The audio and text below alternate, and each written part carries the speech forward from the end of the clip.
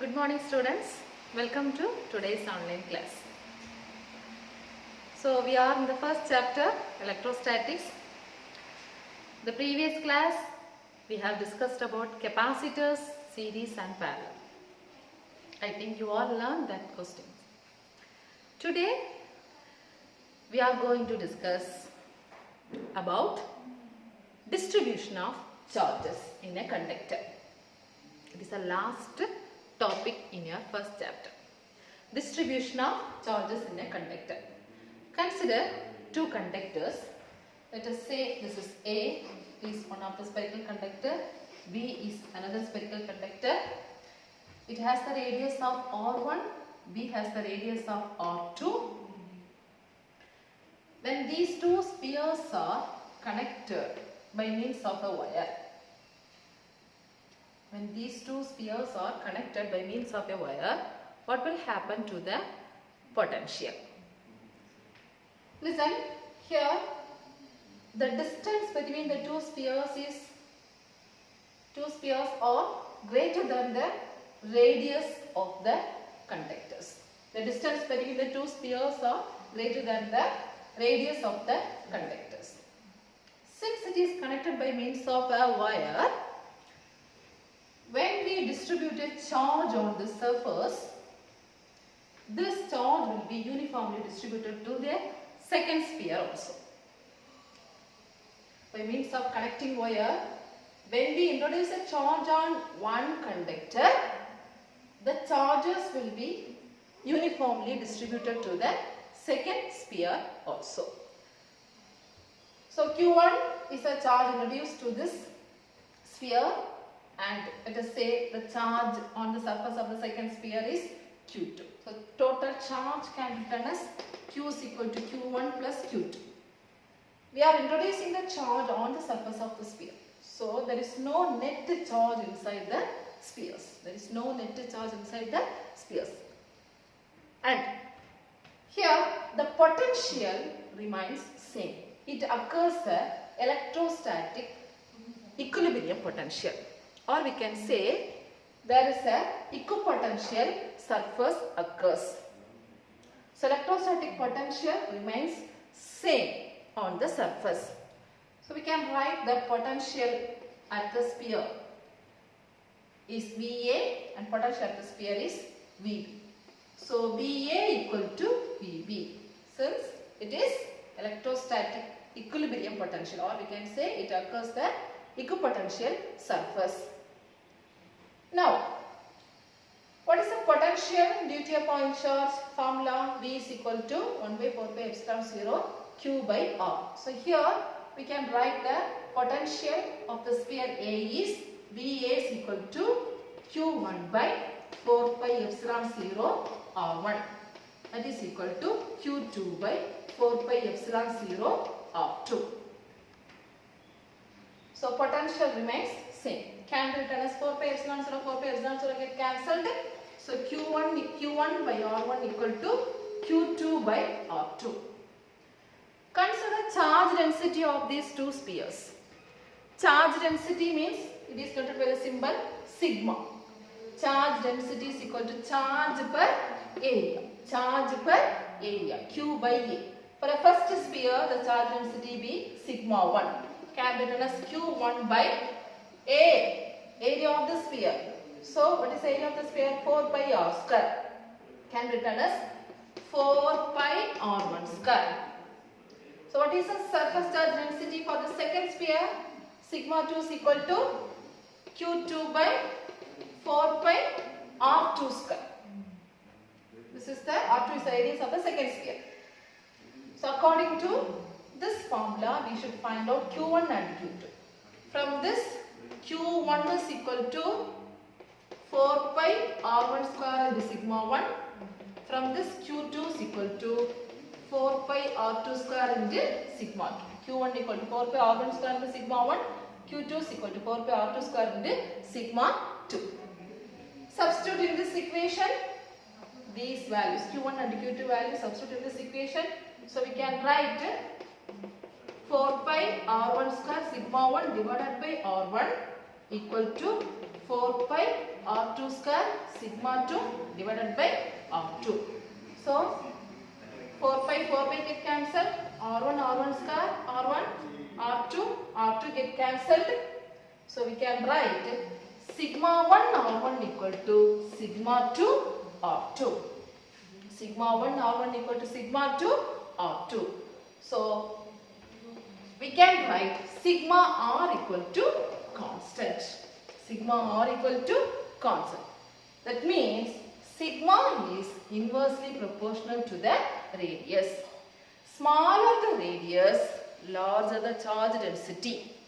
Larger the radius, smaller the charge density. So what is the distribution of charges in a conductor here? When we are distributing the charges, here the charges are uniformly distributed by means of connecting wire between the two conductors. So A and B are the two conductors. Here the Q1 is a charge, Q2 is a charge. The charge is applied on the surface. So we can say there is no net charge inside the conductor. It occurs equilibrium potential. So the potential remains same. VA equal to VB. VA can be written as Q1 by 4 pi epsilon 0 R1.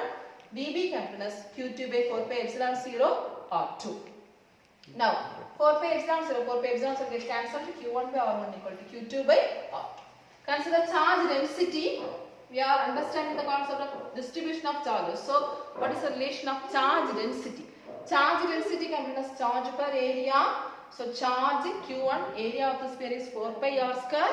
So sigma 1 equal to Q1 by 4 pi R1 square. Sigma 2 equal to Q2 by 4 pi R2 square. Substituting the values, we are getting sigma R1. Sigma 1 R1 equal to sigma 2 R2 or sigma R equal to constant. That means smaller the radius, larger the charge density, or larger the radius, smaller the charge density. So this is about distribution of charges in a conductor.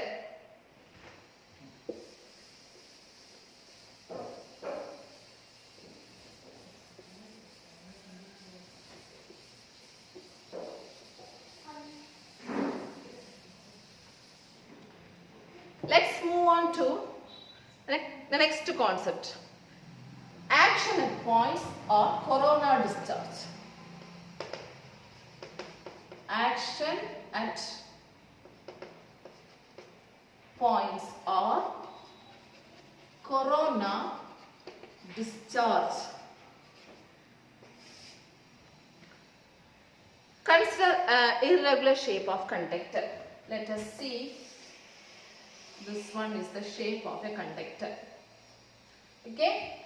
From the previous concept we understood, if the radius of curvature is very small, the charge density is small. If the radius of curvature is high, the charge density is low. That means here the radius of curvature is small. So there is a large accumulation of charges. Large accumulation of charges. Here comparatively less. So when there is a large accumulation of charges in this edge, sharp edge, the high electric field will be produced. High electric field will be produced. What will happen when the high electric field is produced? The air surrounding this get ionized. Ionization takes place because of the high electric field. Ionization takes place. The negative ionization means the negative and positive ions are produced. So the negative ions are attracted towards this edge, positive ions are repelled away from this edge. Negative ions will be attracted towards the sharp edge, positive ions will be repelled away from this sharp edge. So what will happen? The total charge near the sharp edge decreases. Total charge near the sharp edge decreases. That is known as action at points, at sharp points, or we can call this as corona discharge. So what is mean by corona discharge? The leakage of charges at the sharp edge of the conductor is known as corona discharge or action at points. So that is smaller the radius of curvature, more accumulation of charge. Because of more accumulation, there is a high electric field.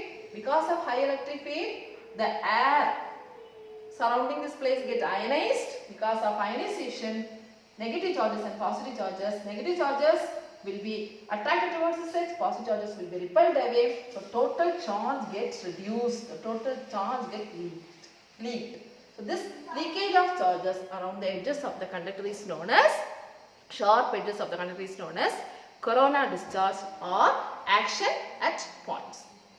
Now let's see the application of this concept. A well-known application, that is lightning arrestor or lightning conductor.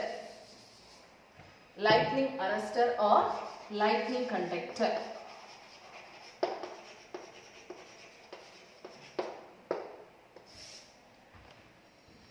So lightning arrestor, you may know this.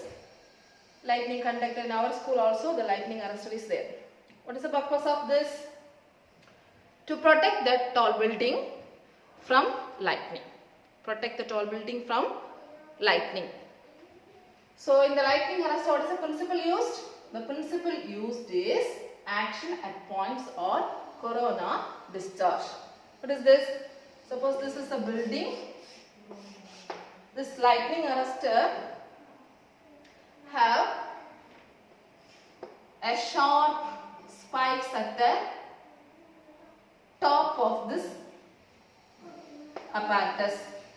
That is, there is a long thick copper rod is connected in the top of the building. Long thick copper rod is connected in the top of the building and the other end is connected to the ground. Other end is connected to the ground. So the upper part there is sharp spikes conductor are there. Sharp spike conductor there in the top of this copper rod. And the lower part of this copper rod that is deeply buried in the ground by means of a copper plate. This is the construction of this lightning arrestor. It consists of a long thick copper rod and the upper end of this copper rod has large spikes, sharp needles, and the lower end is deeply buried into the ground by means of copper plate. What will happen when the lightning occurs? When the lightning occurs, that is, the negative charges are coming towards this sharp spikes. Negative clouds are coming towards this sharp spikes. So due to electrostatic induction, since this is a conductor, due to electrostatic induction, it produces positive charges. It produces positive charges near this sharp spikes. So when it produces the positive charges, high electric field will be produced and it ionizes the air. It ionizes the air in the sense it produces positive and negative ions. Then this positive ions gets leaked. That means it is neutralized with the negative ions. Neutralized with the negative ions and the negative charges will be passed to the ground. It is diverting the lightning to the ground. This is the action of this lightning arrestor. So when the negative clouds are coming towards the sharp spikes, here the negative charges induces the positive charges and because of the corona discharge, because of the action at points, it ionizes the air, then it produces positive and negative ions. So this positive ions neutralizes with the negative ions and the negative charges will be diverted to the ground. So lightning arrestor does not stop the lightning, it just divert the lightning to the safely to the ground. Okay.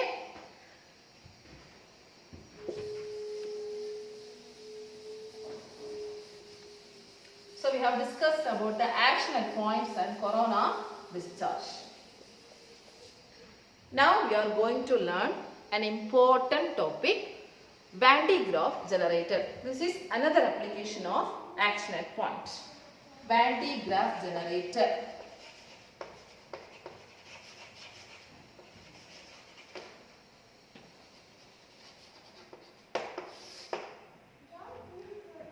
Okay. So what is Van de Graaff generator? This is designed by Robert J. Van de Graaff in the year 1929. He designed for producing the large potential difference of the order of 10 power 7 volt.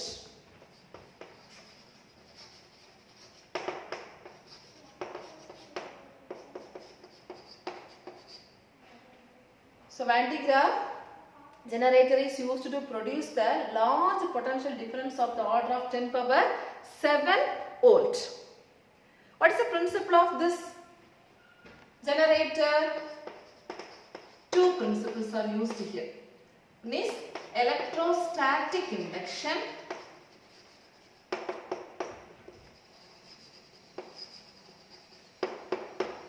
and another one is action of points. Electrostatic induction and the action of points. Let us see the construction and working of this Van de Graaff generator. It consists of a hollow metallic sphere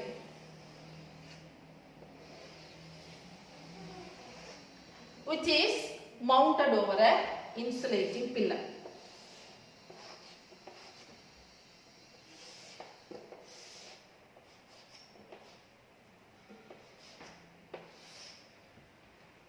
Let us say this is a hollow metallic sphere mounted over an insulating pillar. Two small pulleys are fixed. One is inside this hollow metallic sphere. Another one is, let us say this is B.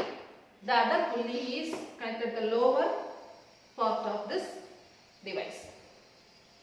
These two pulleys are connected by means of a belt made up of silk. Okay. This can be driven continuously by means of a motor. And two comb shaped conductors are fixed near the two pulleys. One is fixed near the pulley C, that is, let us say D is the comb shaped conductor. Another one comb shaped conductor, that is E. Okay, and there is a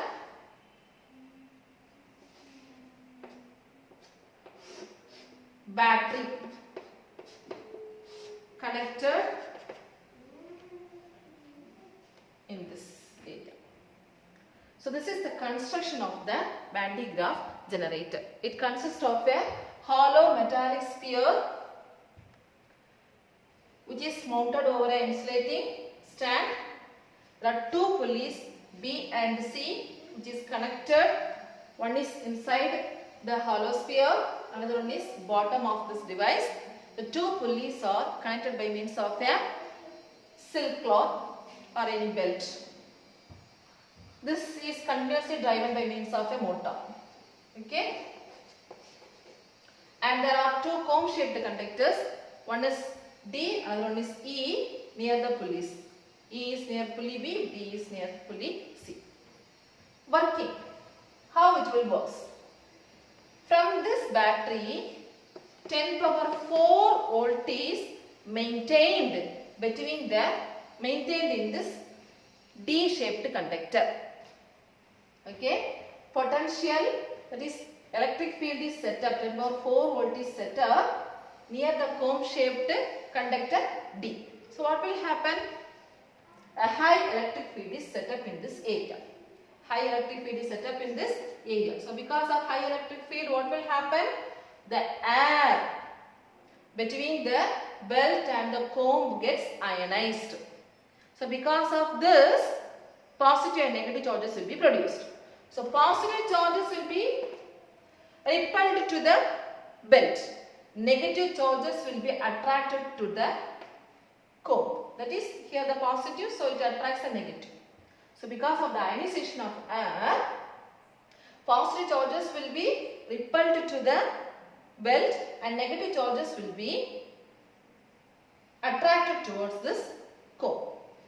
This positive charges stick on to the belt and it moves up.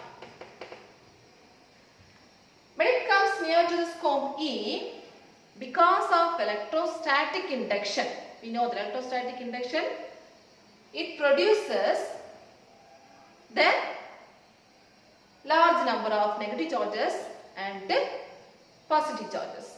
Okay, when it comes near to the comb E, due to the electrostatic induction, it produces the large number of positive as well as negative charges. Positive as well as negative charges.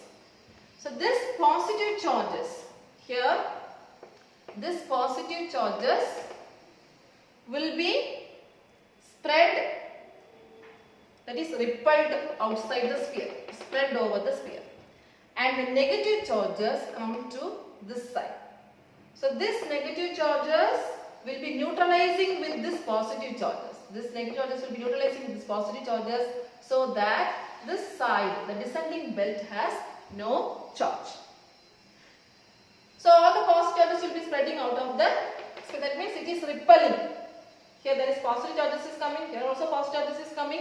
The positive charges will be repelled out of the sphere, negative charges is move on to the belt. So this negative charges, again this positive charges neutralizes, the descending belt has no charge. Continuously this process happens. Continuously this process happens. So the large amount of potential, that is positive charges, will be produced outside the sphere, and the descending belt has no charge. When it comes here, it gains again positive charge, then it is producing the positive outside the sphere. So it may produce a limiting value, that is of the order of 10 power 7 volt it may produce. Then after that it starts to leak. So the leakage of these charges can be prevented by using this chamber in a gas filled steel chamber. Using this device in a gas filled steel chamber. So more charges will be produced. After producing this, more charges starts to leakage. To avoid leak, preventing the leakage, this apparatus should be kept in a gas filled steel chamber under high pressure. So that voltage can be used for the purpose. So what is the, why we are using this Van de Graaff field generator? It is used for accelerating the, it is used for accelerating the positive ions, that means protons and neutrons, that cannot be accelerated by means of small amount of voltage. It needs large amount of voltage to accelerate, and it is used for the nuclear disintegration. So this is about Van de Graaff generator. I hope you understood. I am explaining again. Listen, Van de Graaff generator is designed by Robert J. Van de Graaff in the year 1929 for the purpose of producing large potential difference of the order of 10 power 7 volt. What is the principle for this? Electrostatic induction. Don't write electromagnetic induction, electrostatic induction, and the action of points. Okay. So what is the construction? There is a pulley, there is a hollow metallic sphere, this is pillar, two pulleys which are connected by means of a belt, and there is a comb shaped conductors, there is two comb shaped conductors D and E. Then the positive potential is maintained near to the one of the conductor.